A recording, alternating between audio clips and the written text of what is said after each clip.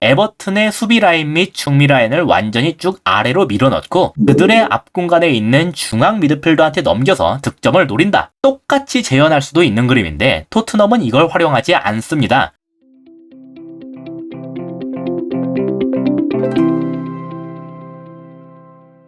안녕하세요. 축구 보는 기자 축복입니다. 저번에 토트넘에서 손흥민의 내려오는 움직임을 동료들이 활용하지 못하고 있다는 내용을 다뤘었는데요. 사실 토트넘은 올라가는 움직임, 즉 침투하는 움직임도 제대로 활용하지 못하고 있는 중이에요. 그래서 경기를 보실 때 손흥민이 막 침투를 하는데 왜 안 주냐 이런 식의 생각을 가지신 분들도 많았을 겁니다. 오늘은 이 부분에 대해 다뤄보려고 하는데요. 사실 침투하는 선수가 있다고 해서 무조건 이 선수한테 롱볼을 때릴 필요는 없습니다. 특히 상대 수비 라인이 이 침투 움직임에 빠르게 대응할 때 그런데 이 경우 롱볼을 때린다고 해도 여기에서 공중볼 경합을 하게 되니까 침투하는 선수가 제대로 볼을 받지 못하게 될 수가 있기 때문입니다. 그런데 그러면 그렇다고 해서 이 침투하는 선수의 움직임이 의미가 없느냐? 그건 또 아니거든요. 그리고 토트넘의 문제가 바로 여기에 있는데요. 일단 손흥민이 침투를 하면 아까 말씀드린 대로 상대의 수비 라인은 뒤로 물러날 수밖에 없습니다. 이걸 라인을 밀어버린다고 하는데요. 아까 말씀드렸다시피 한 번에 롱볼 침투 패스가 들어올 수도 있으니까 수비수 입장에서 이건 당연한 일이죠. 그런데 이러면서 순간적으로 수비 라인과 중앙 미드필더들 사이의 거리가 넓게 벌어질 수밖에 없게 됩니다. 그러면 토트넘은 꼭 손흥민한테 침투 패스를 넣어주지 않더라도 여기 사이에 이렇게 벌어진 이 공간을 활용할 수가 있어야 되는데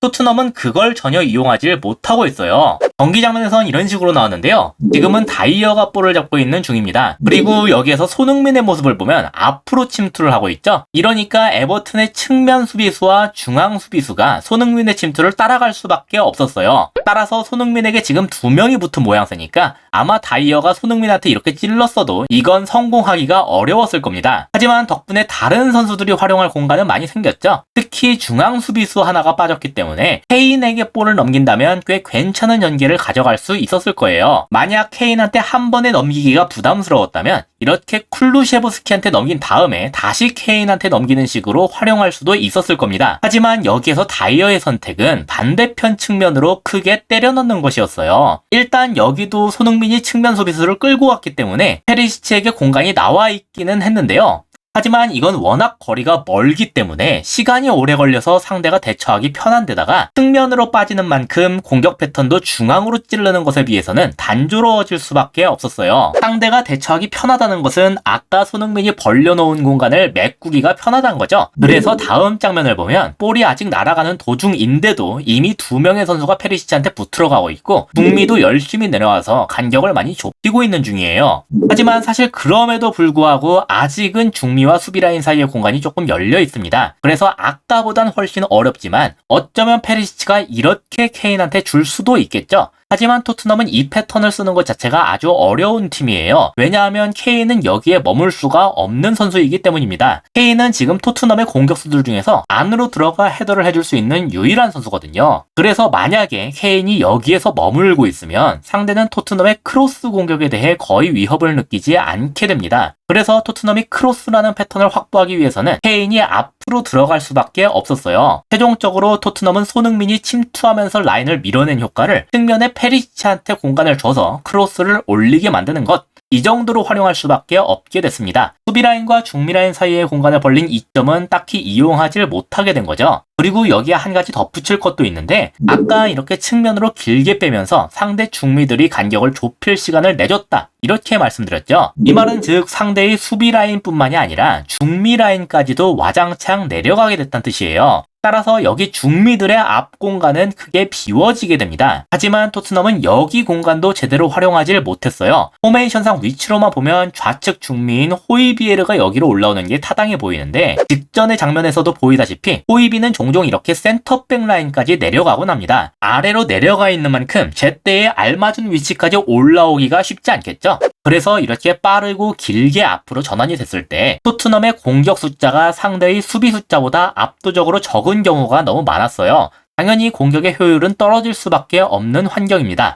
이 장면이 대표적일 거예요. 상대의 중미 라인과 수비 라인이 거의 같은 선상에 있기 때문에 페널티 박스의 앞쪽 공간은 완전히 텅텅 비었습니다. 그래서 중앙 미드필더임에도 올라온 스킵한테는 제대로 된 마크맨이 없는 상황이에요. 만약에 이렇게 넘길 수 있었다면 좋은 슈팅 기회를 가져갈 수도 있었겠죠. 토트넘은 본인들이 이런 상황에서 중미들한테 중거리슛 빵빵 맞은 경험이 많음에도 자신들이 그걸 활용하려고 하지는 않는 것 같습니다. 자, 아스날이 측면에 있는 사카를 통해 크게 전진하면서 토트넘의 수비 라인 및 중미 라인을 완전히 쭉 아래로 밀어넣고 그들의 앞 공간에 있는 중앙 미드필더한테 넘겨서 득점을 노린다. 방금 장면에 대입해볼까요? 토트넘이 측면에 있는 페리시치를 통해 크게 전진하면서 에버튼의 수비 라인 및 중미 라인을 완전히 쭉 아래로 밀어넣고 그들의 앞 공간에 있는 중앙 미드필더한테 넘겨서 득점을 노린다. 똑같이 재현할 수도 있는 그림인데 토트넘은 이걸 활용하지 않습니다. 물론 중앙 미드필더 하나의 가담이 늦기 때문에 숫자도 부족한 것도 있지만 이런 상황에서 크로스를 투입하는 걸 우선하기 때문이 아닌가 싶어요.